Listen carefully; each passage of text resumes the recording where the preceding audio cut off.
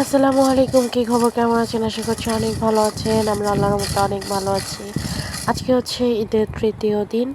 তো ঈদের দিনই সেমাই রান্না হয়েছে, যেহেতু 2 হাঁড়ি দই রাখা হয়েছিল। সো এর জন্যই সেমাইটা হচ্ছে ঈদের দিনই রান্না হয়েছে, এরপরে আর রান্না হয় নাই। সো ঈদের ফার্স্ট দিন 1 হাঁড়ি দই তো শেষ হয়ে গেছে। ঈদের সেকেন্ড দিন হচ্ছে সেকেন্ড পাতিল দই শেষ হয়ে গেছে। সো আজকে হচ্ছে ঈদের থার্ড দিন, আজকে কোনো দই নাই। দ্যাটস ওয়াই আমি হচ্ছে মিষ্টি মুখ করার জন্য সেমাই রান্না করতেছি, যেহেতু খাবারের পরে বা সন্ধ্যায় নাস্তায় একটু মিষ্টি জাতীয় খাবার বা যে কোনো স্ন্যাক না হলে হয় না। সো এর জন্য হচ্ছে আমি চিনাবাদাম ভেজে নিচ্ছি, আর এখানে হচ্ছে 1/2 কাপ পরিমাণে ঘি দিয়েছি, দারুচিনি, এলাচি আর হচ্ছে 2টা তেজপাতা ছেড়ে দিয়েছি। এখন এইগুলো আমি হচ্ছে একটু 1 মিনিটের মতো ভেজে নিব, বেশি ভাজবো না।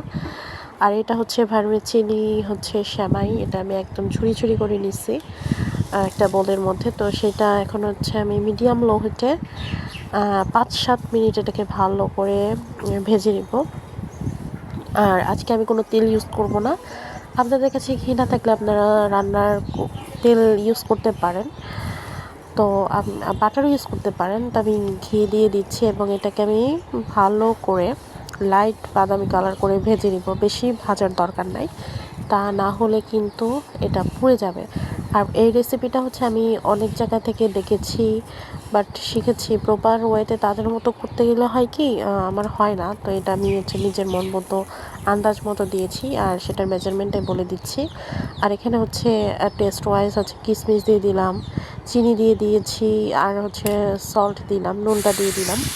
আর হচ্ছে যে চিনাবাদামগুলো আমি ভেজে রেখেছিলাম সেগুলো হচ্ছে ছিল এইভাবে ভেঙে ভেঙে দিয়ে দিলাম। আর এখানে হচ্ছে আমি প্রায় 1 কাপ পরিমাণ পানি দিয়েছি, অল্প পানি দিয়েছি, বেশি দেওয়ার দরকার নেই। অনেকে হচ্ছে এখানে পানির পরিবর্তে দুধও ইউজ করতে পারেন। তো এখন আমি একটু মিশিয়ে একদম লো হিটে এটাকে আমি 5 মিনিট রেখে দিব। হাই হিটে কুক করার কোনো দরকার নেই। তো 5 মিনিট পর হচ্ছে এটা একদম শুকায় গেছে, মানে নিচে হালকা একটু ভেজা ভেজা থাকবে। সো আমি একটু উল্টাই পাল্টাই দিব। উল্টাই পাল্টা দেওয়ার পরে হচ্ছে একদম লো হিটে এটাকে আমি 10 মিনিট দমে দিব। আর নাড়াচাড়া করা লাগবে না, এখন হচ্ছে ভালো করে হচ্ছে মিশাই নিব। আর এটা হচ্ছে আমার নিজস্ব রেসিপি, হ্যাঁ, মানে নিজের মন মতো করে রান্না করি, তাহলে ভালো লাগে। আর রান্নার মধ্যে যদি নিজের মনটাই না দিতে পারি, একদম মনোযোগ যদি না থাকে, তাহলে কিন্তু রান্নাটা যতই ভালো করে রান্না হোক কেন, সেটা কিন্তু খেতে সেরকম আহামরি লাগে না। সো ঢাকনাটা খোলার পরে সুন্দর একটা ঘিয়ের স্মেল আসতেছে, বাদাম প্লাস হচ্ছে চিনি মেল্ট হওয়ার একটা স্মেল, আর গরম মশলা তো আছে।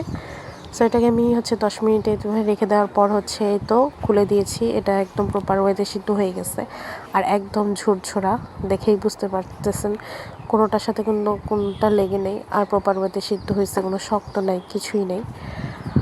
তো আপনারা এইভাবে ট্রাই করতে পারেন। এটা হচ্ছে আমার নিজস্ব রেসিপি, মানে আমি যেভাবে আর কি রান্না করি, আমি কোনো কারো মেজারমেন্ট হিসেবে মেপে ঝেপে এখন রান্না করি না, নিজের পছন্দ মতো। তো এই তো আমার জর্দা সেমাই হচ্ছে রান্না হয়ে গেছে। আর মাশাল্লাহ সব কিছুই খুব মজা ছিল। সেমাইয়ের ভিতরে হচ্ছে নুনের পরিমাণ, তারপর হচ্ছে চিনির পরিমাণ, বাদাম, কিশমিশ, তারপর হচ্ছে ঘির পরিমাণ, একদম সব কিছু A to Z ঠিক ছিল। তো আপনারাও এটা আশা করছি বাসায় বানাবেন, অনেক ভালো লাগবে। আর প্লিজ আমার চ্যানেলটাকে সাবস্ক্রাইব করবেন, পাশে থাকা বেল আইকনটি ক্লিক করবেন। যারা অলরেডি সাবস্ক্রাইব করেছেন তাদেরকে জানাচ্ছি অসংখ্য ধন্যবাদ। আর আমি আমার চ্যানেলের শর্টকাট ভিডিও দিব, ইনশাল্লাহ আপনারা এই শর্টকাট ভিডিও দেখে এবং রান্না করে উপকৃত হবেন। আজকের মতো এখানে বিদায় নিচ্ছি। আল্লাহ হাফিজ, আসসালামু আলাইকুম।